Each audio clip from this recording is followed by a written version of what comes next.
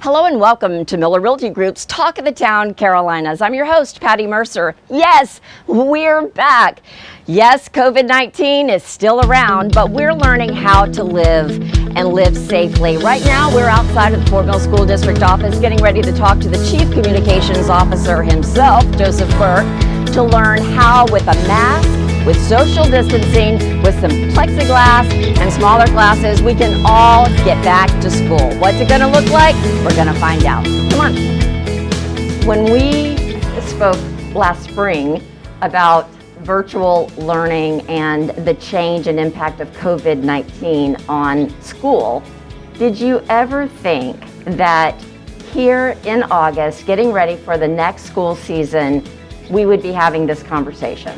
You know, I tell you, this is a situation that I don't think anybody foresaw coming, as well as has ever dealt with before in our lifetimes. This is something that is completely unique and new to school districts, new to our state, new to all of our parents and community, and it's something that everyone is having to make changes for. It's not just impacting one group or one area, it's nationwide, it's across our state, it's right here in Fort Mill, and everybody is dealing with something that we've never had to deal with before. So no, this is not something I thought when we started January of this year that we would be at this place in August, for sure.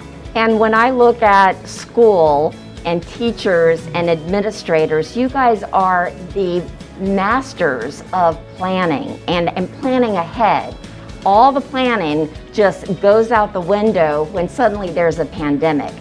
But school must go on, especially when we see the adverse effect on children and students when they're not in the classroom. So what is the plan moving forward so that it can be a safe environment for those who have chosen to be in school? Sure. Well, to be honest with you, the planning for this coming start of the school year started early on at the very end of last school year, beginning of the summer. Like, this was something that we started putting together our own task force for. The state started planning for it. Everybody started looking at the options for when we got here and how we were going to do it. And our district came together and put together a plan based on the guidance we've received from the state, from DHEC, and different organizations to have a face-to-face option for students as well as an all virtual option for students. So we wanted to provide those two different options to give everybody the choice that fit them best. So our virtual program is now open. We had registration for that. We ended up with about 30% of our students choosing to go virtual. The rest of our students chose the face-to-face option, and even the face-to-face option is not going to be the traditional school that we've seen before. Our district chose to put in an AB option for the year for middle and high school, and that'll be a rotating AB option. So students will go to school on an A or B day rotating straight through. So they'll either attend school 3 days a week or 2 days a week, and then that will swap the following week. Our elementaries are going to be in a family model style, but we are doing the AB option for the first 4 weeks. That'll give them some time to come in and learn the new processes and learn the new protocols and stuff that are coming along with the family model, because that family model does mean those students will stay in the classroom, they'll eat lunch in the classroom, they will have recess time out, but it will not be the traditional elementary day that we've seen in the past, at least until we can move past the situation with the pandemic. So, you know, we've got options out there for parents, and we're taking every measure we can in the face-to-face option to try to protect the health and safety of our students and staff. I'll tell you what, it's overwhelming. I mean, I know from the parents' standpoint, choosing, you presented options, they chose, and then that's one thing that has to be a new learning curve for families and parents. But then you've got the task of making sure that your teachers, some will be virtual, some will be in class. The fact that 30% chose to do virtual, will that make the social distancing component more doable?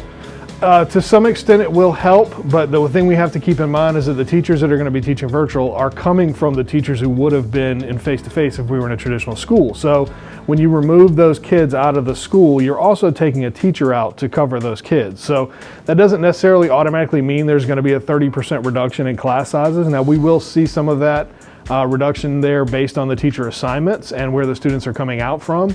But really the AB model is what truly helps with the social distancing, because we only have half of the class in the classroom at the time. And then at the elementary level, where we are going to switch to the family model so that we will have more students in the classroom than say at middle or high, we've got some other extra health precautions such as the desk shields that are going to be there to help with that, since social distancing will not be as easy to do as it will be at the AB model. Fantastic. Now, I know that Governor McMaster kind of threw us all a little bit of a curveball when he stated that he prefers face-to-face learning and believes that that's where we should aim to be. Now, we know that all of the schools have been approved in terms of the models that they've put forward. Virtual learning is for the year. Those families that made that decision, that's for an entire year. But how about the AB model? Is that also going to be for an entire year? Well, the virtual learning program is for the year for elementary and middle school because of the way the schedules line up. They're not like a high school that changes schedules halfway through the year. So for those two programs, it will be a year-long program. At high school level, they will get the chance to possibly change whenever the semester break ends because we'll go into a new round of scheduling, which means we could assign students in different areas without affecting the staff portion that much. At the elementary and middle level, that would be much harder to do with staff if we were able to come back in at any point during the year because they don't really change teachers at that time. Now, for the AB model, honestly, truthfully, our goal is hopefully by the end of the school year be back to a regular school system. That would what we would like to do. But we will not be able to do that until it is safe to do so. And at this time, we did not feel that it was safe to be a fully open, face-to-face, 5-day a week for all students. It's just one of those things we didn't feel comfortable with putting together right now. In terms of safety and transparency, what are the guidelines that you're expected to follow in terms of reporting to DHEC, in terms of just checking children's symptoms and all of that part of the challenge as well? And this is one of the things we're leaning on DHEC for because they are the medical experts in this particular situation. So we're getting our protocols from them. All cases that are positive cases are going to be reported to DHEC so they continue to do their tracking. They're going to help us out if we hit certain milestones. They're going to let us know what those milestones are if we needed to, for say, close a school or put a class out, something along those lines. We do have specific flow charts right now that parents can go look at in the guide that talk about if a student has either symptoms or a positive test, because there's two different types there that we also have to follow, and to what would happen with those particular students, whether it's the 10 days plus 3 with no symptoms to be out or the 14-day quarantine. So we're pulling all of that from DHEC, and we're depending on them heavily to give us that guidance on what they're going to do. Now, I can say that DHEC has made modifications to the way they're asking everybody to react to positive or symptom cases, and that may continue to change depending on how things go in our state with the number of cases and what they determine is best. But all of that information, we're going to be putting it out there as soon as we see changes or whatever is current with DHEC at this time. And what about teachers? I mean, we have looked at the numbers, and percentage-wise, children fare better in their resistance to COVID-19. However, teachers, if there's an underlying health issue, even age being a factor, how are they feeling about being in the classroom? Because, I mean, you have to have that balance between, to meet the need of what the community has requested. Sure, and we're working with our teachers there too, and that's where a lot of our safety measures come back from. Like I said, the AB modeling, the masks, the different setups that we've got for that. Those are going to be key things for helping protect the teachers who are in the buildings.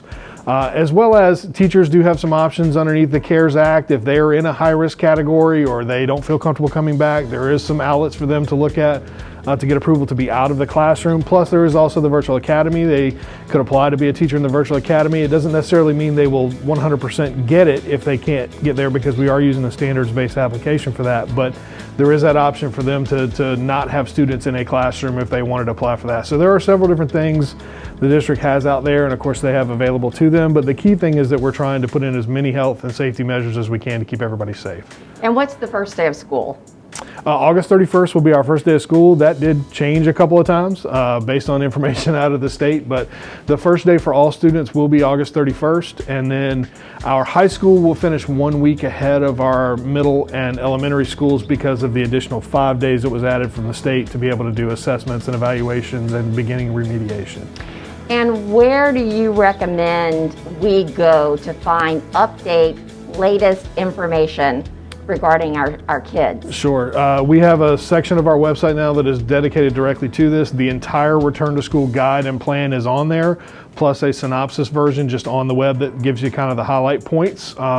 And we will continue to communicate information too, because again, things keep changing. So as they change, we'll be sending out emailing, we'll be sending out calls. So it also is very important for our parents to contact the schools and make sure their email addresses are up to date, their phone numbers are up to date, so that they can get those direct messages, as well as they can go check for any information on the website. We also know that sometimes students come to school without a pencil. What if they come to school without a mask? We will have masks that we can hand out to students who may have forgotten theirs or couldn't provide one. We'll have some available for them, as the one I'm wearing is a district mask. We're going to have some of those available at the schools. Same thing with the bus. If they show up to the bus stop and don't have a mask, the drivers will have one that they'll ask them to put on as they come on. And transportation, have we changed or had to tweak just the way we do that? We did have to look at that. The state put out some mandates for bus riding that included a lower capacity, mask wearing on the buses mandated at the state level. So what we have done now, we had a bus registration form that went out to our parents, and we appreciate everybody who filled it back out and sent it back to us. So we've started looking at the routing. One change we did have to make for transportation was we did alter the end time of the elementary day, which is going to help with not only bus transportation, but also getting students out of the school in a proper fashion, because that is one of the ones we have a very high number of either parent pickup or bus rider. So. Gotcha. And what about sports and after-school activities? We are still waiting on more information from the South Carolina High School League on the sports side. They are supposed to be making some determinations here in the next week or two. We're still allowing practices under their guidelines that they put out earlier in the summer, but they're going to have the final say on whether or not seasons are going to move forward. We're hopeful that sports are going to continue, but again, we're going to follow whatever the South Carolina High School League puts out along those lines. Similar to what we're going to do with sports, we'll follow with the after-school activities. You know, for a lot of the extracurricular stuff that goes on, depending on what we do with sport, we'll probably follow that option. Awesome. Is there anything that we should be aware of that I haven't asked you regarding the school and getting back to school safely? I think one of the key things that I just want all of our parents to know is that we're working very hard to, create a healthy and safe environment for schools. We know this is not the traditional school that they may have wanted their kids in this year, and certainly not the school year that we wanted to provide. But we're going to all work together and make this the best school year possible for our kids and provide them the best education possible in this time. Well, that's it for this edition of Miller Realty Group's Talk of the Town Carolinas. Hey, if you're looking to see more beautiful homes and properties in our area, simply visit carolinahomesearch.com. While you're there, you can see past episodes of Talk of the Town Carolinas. Until next time, let's wash our hands, wear our masks, stay 6 feet apart, and get back to school. I'm Patty Mercer. Bye-bye.